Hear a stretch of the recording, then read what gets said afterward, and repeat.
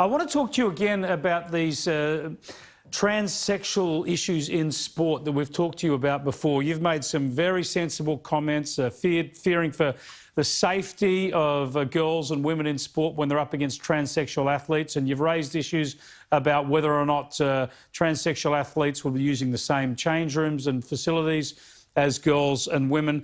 And for your trouble, mouthing quite straightforward concerns, you've been subjected to a complaint, and you're having to go through this sort of equal opportunity Tasmania inquiry. It's almost like a court case, isn't it? That's exactly right, Chris.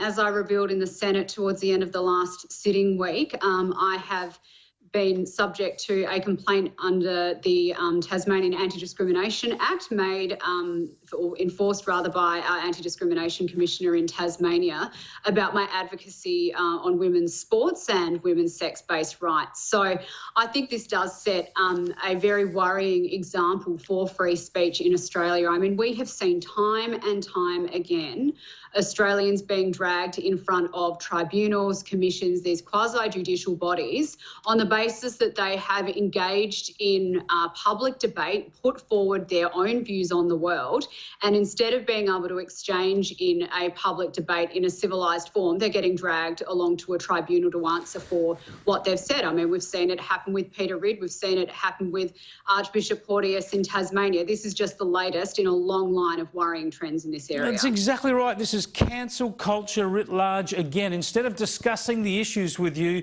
they want to try and silence you, punish you with this process. The article that they're so up in arms about, you wrote that you don't have to be a bigot to recognise the differences between the male and female sexes and understand why in women's sports single-sex change rooms and toilets are important. And they actually accuse you of inciting hatred against transsexual people. Now, they've dropped the incitement part. The Equal Opportunity Commission is saying it doesn't amount to incitement, but they're still pushing you through this process that it could be exposing people to ridicule and the like. Do you have to go through this, or what would happen to you if you just turned your back on this process, says it's ridiculous, you said it was ridiculous, and I'll have nothing to do with it? Well, one of the concerns that I do have about this complaint is that I think there are a number of reasons why it shouldn't even have reached this point to start with, and I will certainly be making those views known to the Anti-Discrimination Commissioner in due course, because more importantly, Chris, as I have found from the many, many letters that have sent to me since this complaint first came to light, so many Australians feel scared to enter the fray on this debate for fear of being deplatformed. And what we're seeing from these tribunals and these commissions, whether it's on this issue or many others, is this whole sentiment of wanting to shut down debate completely and censor any views that differ from the vocal minority. So I think that's what we're seeing here. The vocal majority, I would say, in a lot of these issues. And, of course, in the end, yeah, you're not their real target. They'll try and take you out, but it's to scare anybody else from even entering the debate on that side of it and raising those issues. And that's why it's so chilling.